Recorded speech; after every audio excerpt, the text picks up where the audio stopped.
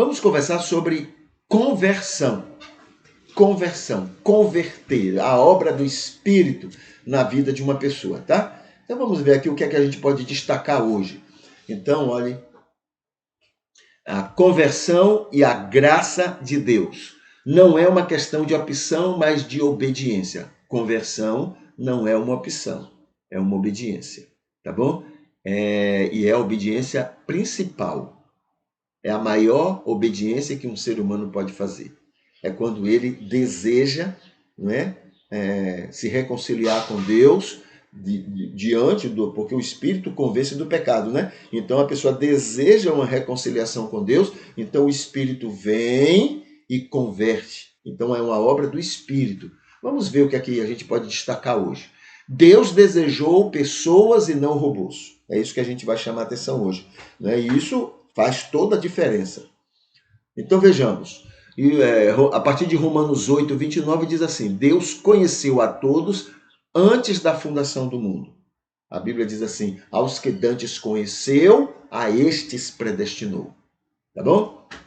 Então, primeiro, o amor de Deus para com o mundo é anterior à criação. Antes de criar o mundo, antes de criar o universo, Deus propôs no coração dele que ele queria criar pessoas, não robôs, não animais que temos por aí, animais que são dirigidos por seus instintos. Deus não queria isso. O que significa dirigidos pelos instintos? Quer dizer, animais como hoje estamos cada vez mais aperfeiçoados, né?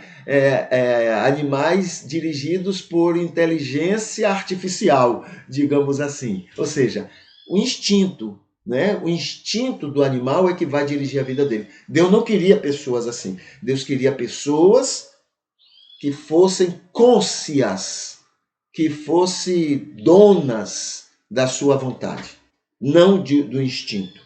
Tá bom? Então isso ele queria antes de criar o universo. Então ele programou tudo. Como é que ele iria fazer pessoas assim? Aí ele criou o universo e depois criou então as pessoas através de Adão e Eva.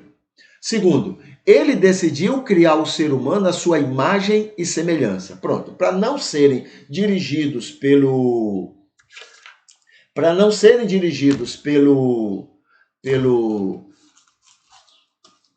instinto, né? Como animais são, Deus então propôs no coração dele que, além do instinto, já que somos animais, iríamos dirigir nossa vida. Então nós temos o instinto, diz o que a gente deve fazer, né? Mas a gente decide, eu faço ou não faço. O animal não tem essa opção. Tá bom? O animal faz o que o instinto, a natureza dele manda. A gente tem isso, mas eu posso dizer, não, eu não vou fazer isso. Ok? Não vou fazer. Deixa eu só anotar aqui uma coisinha para não esquecer.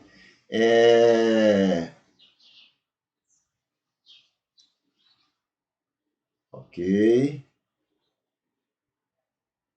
Muito bem. Então, isso é o segundo. O terceiro diz assim: Deus sabia, que o ser humano, num determinado momento, usaria errado esta imagem e semelhança e desobedeceria. Ele sabia disso. Deus não foi apanhado, Deus não é apanhado em momento algum de surpresa, né? Nada surpreende Deus, porque ele já sabe tudo com muitíssima antecedência. Ele sabia que o homem iria pecar. E ele criou todas as condições para que o homem fosse livre, né, na decisão que tomaria. E o que é que ele, Deus, que ama o homem, ama o ser humano, o que é que ele iria fazer para recuperar de maneira livre, sem obrigar, como de maneira livre, recuperar esse homem. Tá bom? Tudo isso antes de criar, né, o universo.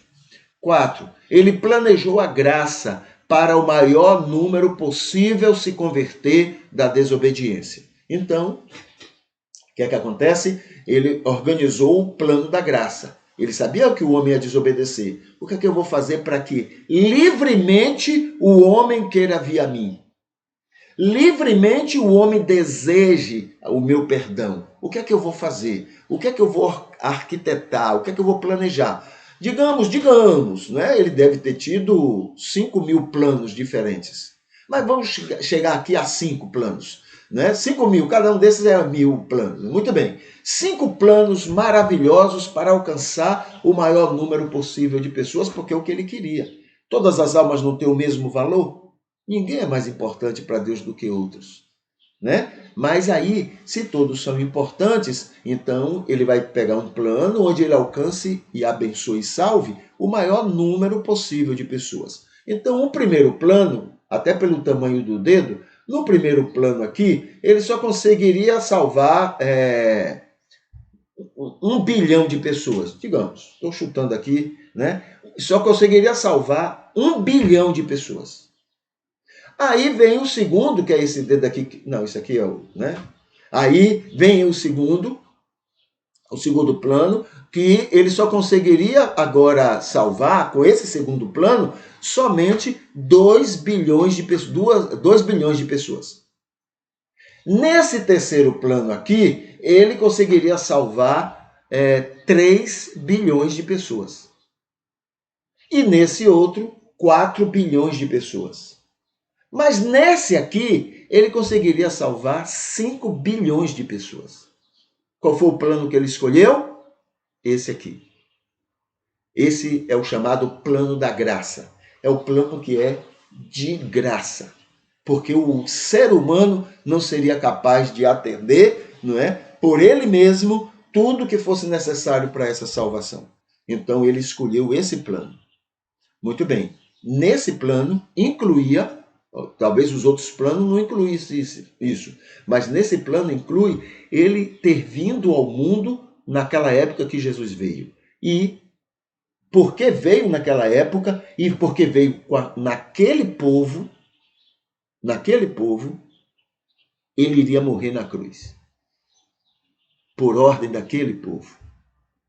Por vontade daquele, por orgulho daquele povo. Entende? Mas ele disse, bom, esse aí é o melhor plano? Tem esse preço para pagar? Tem. Eu pago.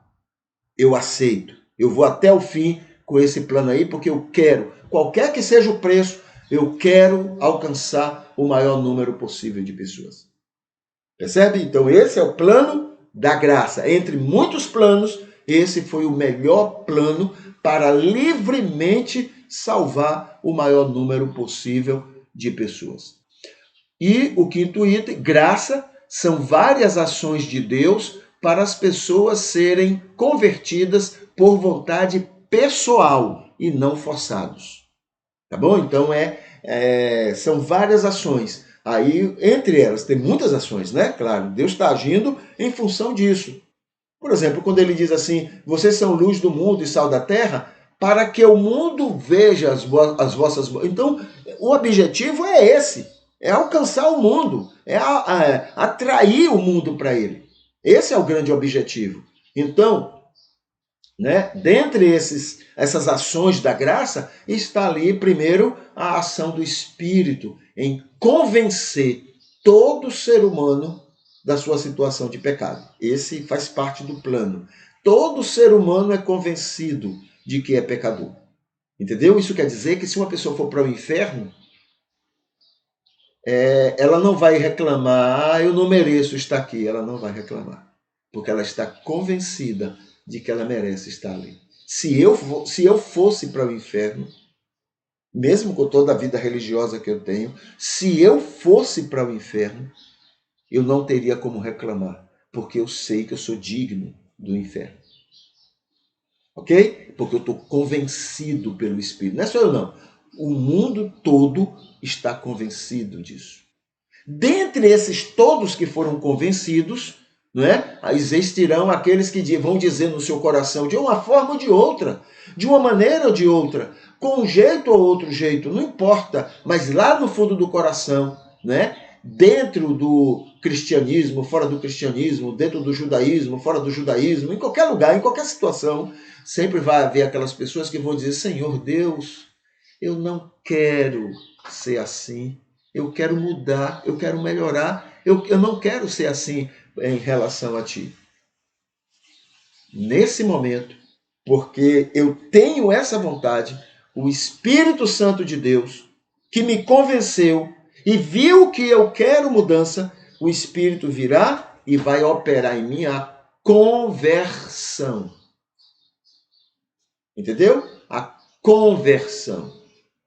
Então ele convence, mas ele depois, nas pessoas que permitem, nas pessoas que querem, ele opera a conversão. E a partir daí, é com ele. Não vai depender mais de você, porque você já disse, eu quero. Não é assim que a gente faz com o computador? Né? No computador você aperta, está lá um programa que você vai instalar no seu computador. Você clica, você diz, ok, aceita, pronto. O resto é o programa que vai fazer. A graça vai fazer o restante nas mudanças, não é? Não é a igreja que vai fazer isso. E aliás, quando a igreja tenta fazer isso, atrapalha tudo. Não é o pastor, não é a pregação, não é nada disso. É o Espírito Santo que vai converter o indivíduo.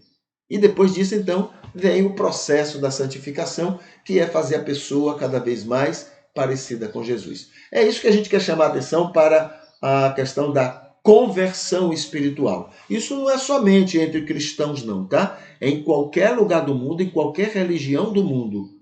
Toda pessoa que reconhece sua situação de pecado e quer uma nova vida com Deus, o Espírito Santo opera a conversão. Graças a Deus, né? Graças a Deus. Muito bem.